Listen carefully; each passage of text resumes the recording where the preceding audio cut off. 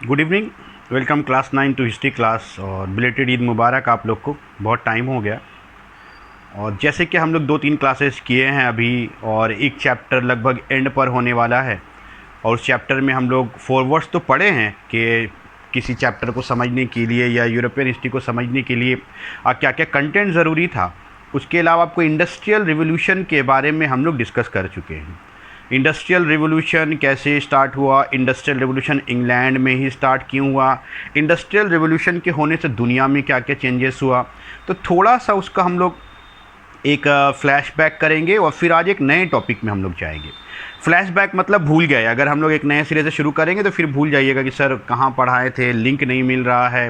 तो industrial revolution England में उस टाइम को, उस फेज़ को कहा जाता है जब इंग्लैंड में जो हाथ से चीज़ें बनती थी वो मशीन से बनना शुरू हुआ। और इसके पीछे कई रीज़न था, वो बताया गया। इंग्लैंड भी हिंदुस्तान के जैसा जाहिलियत में और धर्म के पीछे पड़ा रहता था, लेकिन उस दौर को इंग्लैंड में डार्क एज कहा जाता था, अंधेरा युग कहा जाता था। लेकिन इंग्लैंड में 1401 के बाद जब वहाँ पे चर्च का कंट्रोल कम हुआ, जब लोग पढ़ने लिखने लगे, जब लोग धर्म से दूर जाकर पढ़ाई लिखाई करने लगे, थोड़े अक्लमंद से बन गए, तब इंग्लैंड में एक नया टाइम शुरू हुआ। और इंग्लैंड में बड़े बड़े विद्वान, बड़े बड़े पढ़ाकू, बड़े बड़े एजुकेशनिस्ट पैदा हुए।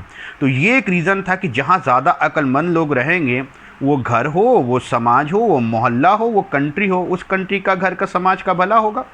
इंडस्ट्रियल रिवोल्यूशन इंग्लैंड में शुरू हुआ क्योंकि वहाँ पे कोयला मौजूद है, वहाँ पे आयरन मौजूद है, वहाँ बड़े बड़े स्कॉलर्स थे। और इंग्लैंड में रॉ मटेरियल्स इंग्लैंड दूसरे कंट्री से लाकर, क्योंकि इंग्लैंड में शिपिंग इंडस्ट्री भी था, तो बाहर से रॉ मटेरियल्स लाकर इंग्लैंड वहाँ पे सामान बनाकर फिर छोटा छोटा कंट्री में जाकर बेच देता था। इसलिए भी इंग्लैंड में इंडस्ट्रियल रिवोल्यूशन हुआ, क्योंकि सामान बनाने से तो नहीं होता है ना, उसको ख़रीदने वाला भी होना चाहेगा। तो इंग्लैंड के पास शिपिंग था, नेविगेशन था, तो वो समुद्री रास्ते से दूसरे कंट्री में जाकर वहाँ सामान बेचना शुरू कर दिया। जब से इंडस्ट्रियल रिवोल्यूशन हुआ तो फिर वो देखा देखी, फ्रांस बनाया, इटली बनाया, मशीन बनाया, इंडिया बनाया, तो पूरे समाज में एक नया दौर शुरू हो गया, जहाँ पे अमीर गरीब का गैप हो गया, जहाँ पे मालिक और लेबर बन गए। लेबर की ज़िंदगी, जो किसान लोग थे, वो लेबर में कन्वर्ट हो गए। लेबर बुरे हालात में, बुरे दौर में, बुरे तरीके से काम काज करके उनका ज़िंदगी गुजरने लगा। और वो लोग को ना चाह कर भी जितना पैसा मिलता उसमें गुजारा करना पड़ा। फिर पोल्यूशन बढ़ गया दुनिया में, अफरा तफरी मच गया, लाइफ स्टाइल लोगों का चेंज हो गया, लोग ज़्यादा आदी हो गए सहूलत के, आराम के। ये था इंडस्ट्रियल रिवोल्यूशन। लेकिन इसी इंडस्ट्रियल रिवोल्यूशन से रिलेटेड एक टॉपिक आपको और मिलेगा, वो होगा कॉलोनियलिज्म एंड इंपीरियलिज्म।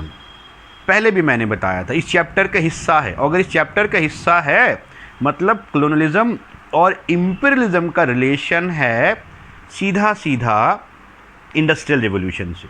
हाँ है, बिल्कुल है। मैंने पहले भी ब्रीफ में आपको डेफिनेशन बताया था कॉलोनियलिज्म का और इंपीरियलिज्म का, आज फिर से एक बार बताएंगे।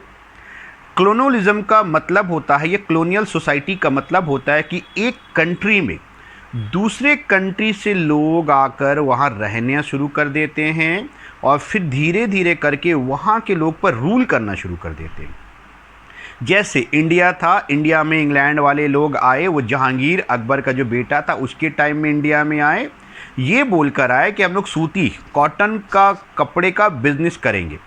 उन लोगों को जगह मिला, वो इंग्लैंड वाले थे, यहाँ आकर रहने लगे, फिर यहाँ पे बिज़नेस करने लगे। लेकिन जब यहाँ के नवाब और रूलर जब नकारा थे, इन पर कंट्रोल नहीं किया, तो यही इंग्लैंड वालों ने हिंदुस्तान वालों पर रूल किया और अपनी सरकारें बना ली। तो एक कंट्री इंडिया, दूसरा कंट्री बाहर से आ रहा इंग्लैंड, इंग्लैंड वाला यहाँ रूल कर रहा, इस पूरे प्रोसेस को कॉलोनियलिज्म बोलेंगे। और हिंदुस्तान को कॉलोनियल सोसाइटी बोलेंगे, एक ऐसा समाज जहाँ पे उनका कोई अपना अस्तित्व, अपना वजूद नहीं है, और वो ना चाह कर भी दूसरे मुल्क के लोगों के बात को मानते हैं और सुनते हैं, क्योंकि वो ताकतवर है और उस कंट्री के लोग पिछड़े हुए।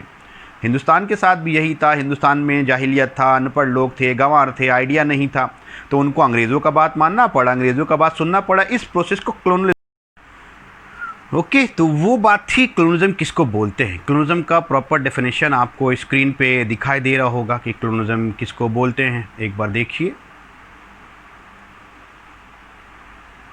और फिर इसको थोड़ा प्रॉपर समझने के लिए ये समझना पड़ेगा कि कॉलोनियलिज्म का ज़रूरत क्यों पड़ा। ये एक लड़ाई था, ये लड़ाई था बड़े बड़े जो कंट्रीज़ थे उस दौर में, जो यूरोपियन कंट्री था, खास करके एशिया और अफ्रीका तो बहुत पिछड़ा हुआ था।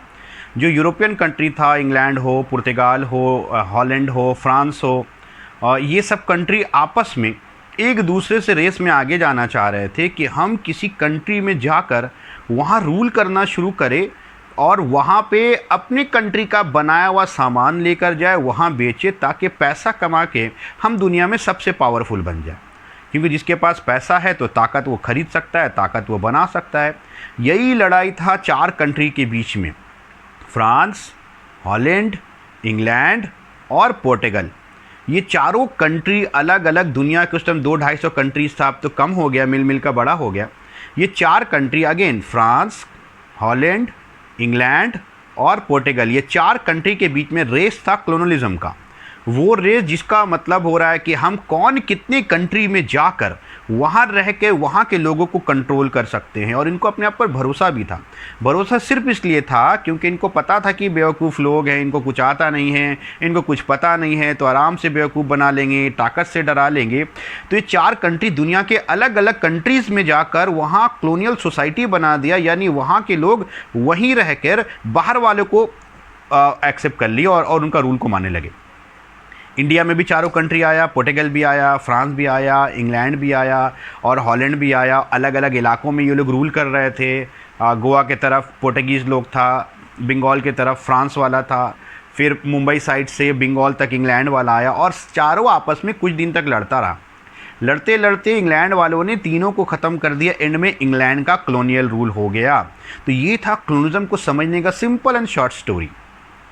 लेकिन आप जब आगे चैप्टर पढ़िएगा इसके बाद वाला में, तो आपको यूएनओ, यूनाइटेड नेशन ऑर्गेनाइजेशन, संयुक्त राष्ट्र अक़वाम मुत्तहिदा, उसके बारे में पढ़ने को मिलेगा कि वर्ल्ड वॉर 1 इसी लड़ाई में, कॉलोनिज्म के लड़ाई में, जो अपने आप को ताकत के दम पे बड़ा बनाने का कोशिश किया, दुनिया पर हावी होने का कोशिश किया, जो अपने ताकत से दुनिया को डराने का कोशिश किया, उसको इम्पेरियल बोलते हैं। दुनिया में जब से दुनिया बना है तब से कोई ना कोई इम्पेरियल रहा है। कभी रोम था, कभी ग्रीस था, कभी इजिप्ट था, एक दौर में इंग्लैंड था, फिर जर्मनी हुआ, रशिया हुआ, फ्रांस हुआ नेपोलियन के टाइम में, रशिया हुआ स्टालिन के टाइम में, जर्मनी हुआ हिटलर के टाइम में, फिर अमेरिका आज तक इम्पेरियल पावर है, अभी चाइना इम्पेरियल है।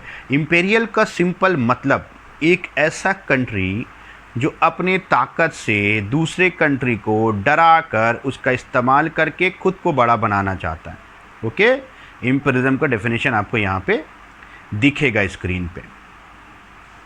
तो 2 बात हम लोग समझे, एक इंडस्ट्रियल रिवोल्यूशन से कॉलोनिज्म का रिलेशन है, कॉलोनियलिज्म से इम्पेरियलिज्म का रिलेशन है।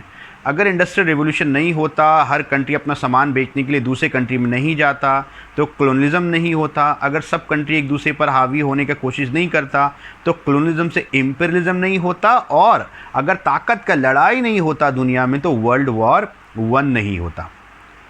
ओके, वर्ल्ड वॉर 1 का रिलेशन इम्पेरियलिज्म से, जब भी एक ताकतवर अगर कंट्री है दूसरा को डरा रहा है, धमका रहा है, तो लड़ाई नहीं होगा। लेकिन अगर 2 या 2 से ज़्यादा ताकतवर कंट्री जब आमने सामने हो जाता है, तो लड़ाई होने का चांसेस बढ़ जाता है। उस टाइम में भी यही हुआ। वो टाइम था जब जर्मनी और फ्रांस 2 बड़ा पावर था दुनिया में, और दोनों को लग रहा था कि हम अपने ताकत का इस्तेमाल करके खुद को और बड़ा कर ले। तो जर्मनी और फ्रांस के लड़ाई में दुनिया 2 ग्रुप में बढ़ गया।